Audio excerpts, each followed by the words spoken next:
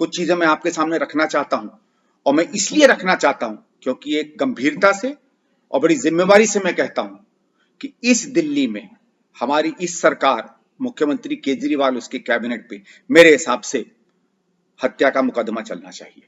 और क्यों करना चाहिए वो मैं तथ्य आपके सामने रखता हूं। जब हमारी सरकार थी, कांग्रेस की सरकार थी, शीला दीक्षित जी की सरकार थी, तो वो भी चाहते तो हर चीज फ्री कर सकते थे, कोई दिक्कत नहीं थी। बिजली फ्री कर देते, पानी, बस, ट्रेन, मेट्रो, हर चीज फ्री कर देते, और हो सकता है सदियों तक जीतते चले जाते। लेकिन कुछ कुछ रियायतें देने के बावजूद भी शीला दीक्षित जी की सरकार ने कुछ मूलभूत काम किए इस शहर में। 15 साल में 18 से 40 अस्पताल अगर हमने बनाए, 4000 से 11000 बिस्तरों की तैयारी अगर सरकार की तरफ से की और प्राइवेट सेक्टर ने अलग की, तो किसी कारण से की थी। उसके आपने कभी इश्तहार नहीं देखे, कभी लंबे लंबे नमस्कार मैं मुख्यमंत्री बोल रहा हूं करके इश्तहार नहीं देखे आपके सामने, लेकिन वो काम होते रहे। आज अगर वो 11000 की जगह 4000 बिस्तर होते तो आप समझ लीजिए आज जितने लोग मर रहे हैं उससे शायद 5 गुना ज्यादा मृत्यु हो रही होती रोज इस शहर में। लेकिन उसके बाद क्या हुआ? ठीक है, 2013 में आपको फ्री बिजली पानी चाहिए था ना, आपने हरवा दिया हमको, कोई दिक्कत नहीं, सलाम है आपकी। कभी कभी प्राथमिकताएं बदलती हैं, आपको लगा कि नहीं बहुत हो गया विकास, अब कुछ और रास्ते चलते हैं। लेकिन उस समय जो 10-11 नए अस्पताल बन रहे थे, द्वारका देख लीजिए, बुराड़ी देख लीजिए, मादीपुर देख लीजिए, तो मेरे पास एक पूरी लिस्ट है दिल्ली सरकार की। मैं आपको वो लिस्ट क्या दिखाऊं, पूरी लिस्ट है मेरे पास दिल्ली सरकार की। इन दोनों कागजों में ये लिस्ट बनी हुई है, कभी कोई चाहेगा तो मैं आपको दिखा दूंगा। 11, 12, 15 अस्पतालों का शिलान्यास शीला दीक्षित जी कर गई थी, सब के सब बंद हो गए हैं।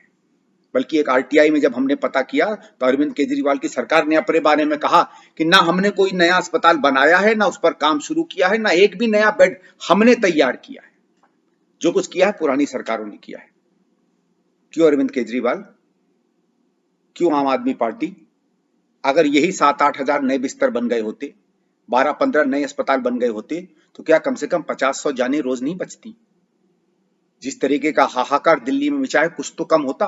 मैं ये नहीं कह रहा हूं कि बिल्कुल दिक्कत कम होती, कोई नहीं कह सकता, इतनी भयानक बीमारी है कि कितने भी आप अस्पताल बना लेते, बिस्तर बना लेते, एक स्तर से ज्यादा दिक्कत आती, लेकिन दिक्कत कम आती। अगर मुझे 4 गिलास पानी दिन में चाहिए, 1 गिलास भी मिलता तो प्यासा नहीं मरता मैं। दिल्ली में कम से कम सैकड़ों जाने, हजारों जाने बचती। आपने अपनी राजनीति और अपने वोट के लिए न केवल दिल्ली की राजनीति को सस्ता किया, आपने लोगों की जिंदगी को सस्ता कर दिया। और इसलिए मैं कहता हूं आप पर हत्या का मुकदमा चलना चाहिए।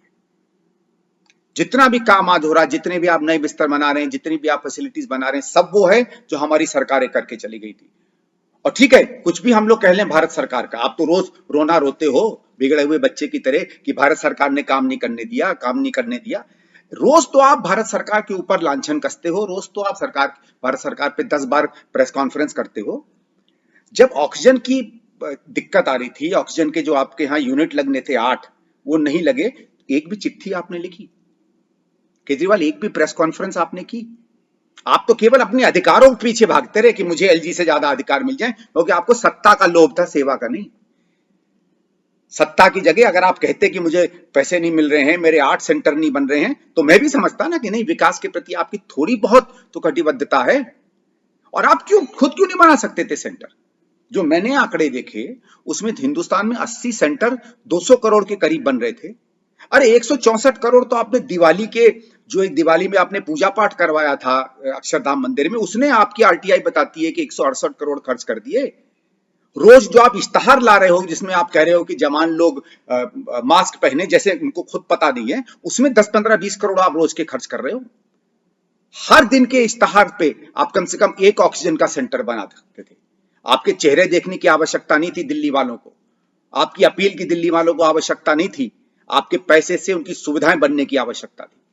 और मैं इस वीडियो के माध्यम से दिल्ली के लोगों को कहूंगा, ठीक है, आप लोगों को सस्ती कोई चीज चाहिए, लेकिन अपनी सरकार पर काम करने का जब से आपने प्रभाव छोड़ दिया है, जब से उनको लगा है कि फ्री फंड की राजनीति बन गई है, दिल्ली की हर व्यवस्था चरमरा रही है और चरमराती रहेगी।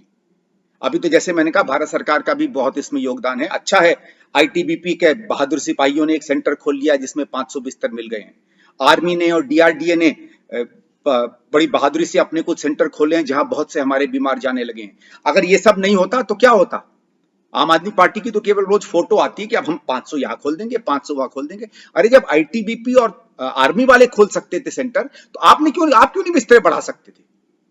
बंद कर दो ना सारी सब्सिडी, बंद कर दो हर जगह पैसा डालना, झोंक दो हर रुपया इस चीज में, डाल दो हर पैसा इस चीज में।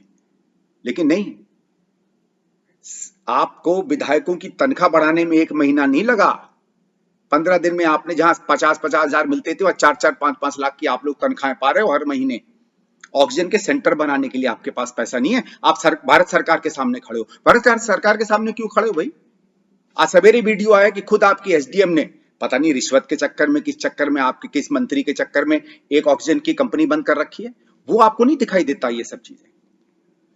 आपने केजरीवाल साहब, आपने और आपकी पार्टी ने, मुझे दुख के साथ कहना पड़ रहा है, अपनी सत्ता, अपने सत्ता के लालच के लिए दिल्ली के लोगों की जिंदगी बेच दी है।